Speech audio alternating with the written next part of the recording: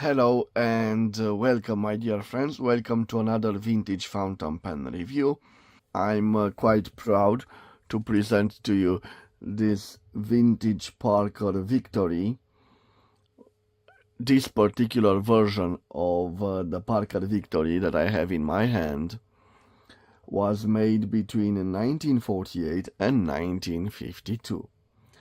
In fact, the Parker Victory line was made roughly between 1941 and 1951. It was made in England, and as the name indicates, that the production was in line with the war effort. Of course, we are talking about the Second World War. A very, very interesting piece. Probably you can, if you watch my channel, you know that I bought this recently. It was part of a lot, but I can tell you that I paid for it only 250 lays, the equivalent of 50.23 euros or 54.67 US dollars. And I don't know if you can see in this particular lighting, but it is of a dark brown color. And let me show it next to a Montblanc 146, a classic Schwarz black. And probably you can see the difference. So this is a dark brown colored pen. The dimensions, you can see them right over here. It is a relatively small pen. It has a length of 130 millimeters. So a nice pen from the late 1940s. One of the things that distinguish this particular Parker Victory from other variants of it is the fact that we have this streamlined body, and we have this interesting looking clip. In fact, the clip was redesigned. The original clip had a ball right over here. It was very similar to the Parker Duofolds of the 1920s. They redesigned this clip starting from 1948, and they brought us two rings right over here. The previous models had only one ring to it. In fact, this particular Parker Victory was very similar to the Danish Parker Popular model. Very, very interesting. This was available as a button filler, but also as a lever filler. In this case, we have a button filler, and very interesting, this is fitted with an aluminum button filler. You can see right over here. Unfortunately, I need to restore it. It doesn't work. And now I want to show you another characteristic of this particular model, the beautiful, beautiful gold nib.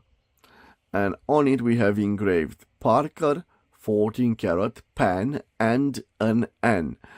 And as a viewer of mine stated when he watched the unboxing, N stands for New Haven, and it is the actual factory location in England where this particular Parker was built. At the back of the beautiful gold knee, we have a ebonite feeder. We have a concave grip section, very, very nice. And also I wanted to show that we have thermically engraved on the body Parker Victory and made in England. And also we can distinguish a little 2 there, probably the size of the nib. It has a number 2 nib, this particular model.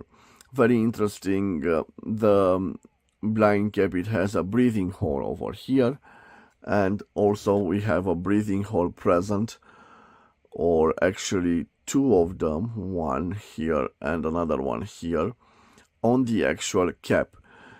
I love this conic ending of the cap. It's not symmetrical to this, but in fact, yes, we have a symmetry. We have the same conical ending here, so not quite a cigar shape, but a very nice pen. As I've searched the sites, and especially on this site, which I recommend, they stated that this was available in black, gray, dark green, dark blue, and burgundy. And I don't know, probably it is a rarer color, because this is, my friends, a dark brown, and it was not mentioned on that site. Tell me what you think about this color. Do you think it is a rare color among Parker Victories, or probably it could be also discoloration of the material? But I think that it is a dark brown, and there was a variant available also in this color. So my friends, let me leave first his dimensions on the screen, and then we will continue to do a writing sample. I already told you this needs restoration work, but I can show you the actual sack, which is in a good condition. It is this one, a good condition to it, but the actual mechanism of putting pressure on it and retrieving the ink is not functional. So I will just dip this pen in ink, and then we will see how this nib writes. So let me put this here, and for the ink sample, yes, I think I will use a Pelikan 4001 Königsblau Royal Blue ink. Let me change slightly the angle of the camera, my friends, for you to see better the writing sample. Okay, like this. I will take my notepad over here, and okay, so I will do a little shake of the ink bottle. I'll put it right over here. Next, I will bring the actual pen. I will dip it in ink like this. Okay, let's remove the excess of the ink. And now let's see if we can post it. And yes, it can be easily posted. And what do I have here, my friends? I have here a Parker Victory. This was made in England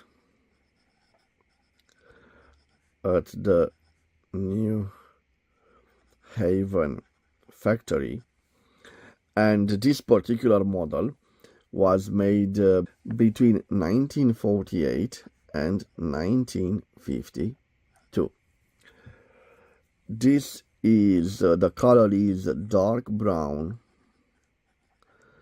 and I think it is a rare color to this particular model. It fits a 14 karat 585 gold nib, and I'm quite curious to see if we have a flexible nib.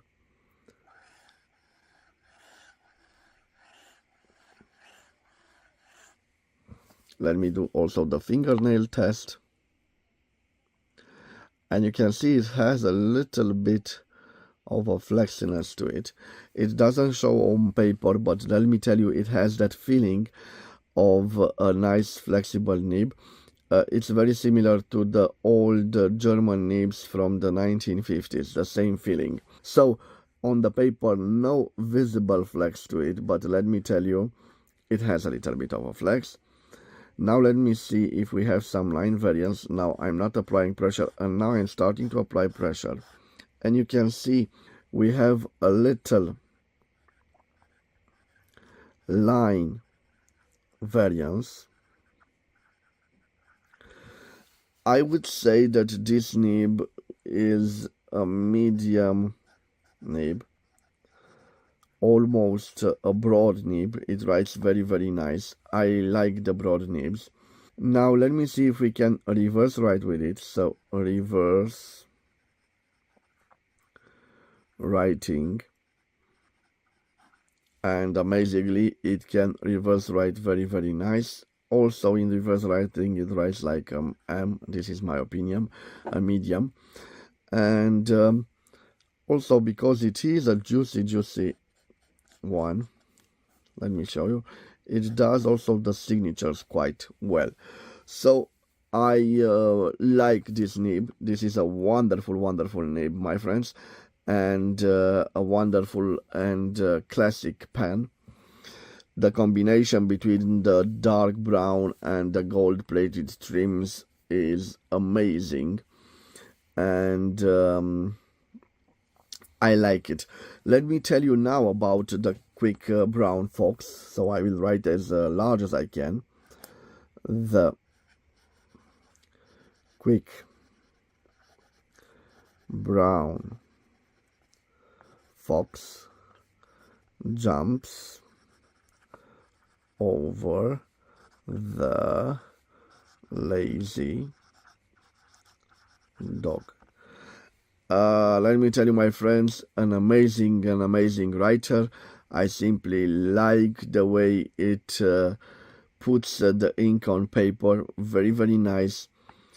A beautiful pen, and for its age it is in an amazing condition. I don't know if I can know how to restore this pen. Probably it needs a mechanism, because you can see that this pushes and is not stable. Probably it needs a little metallic part that can exercise a little force on the sack, and probably that part is missing. I'm not so sure. I love the fact that they used the aluminum on over here. I find that use of a material is very nice. This was it, my friends. I hope you've enjoyed it.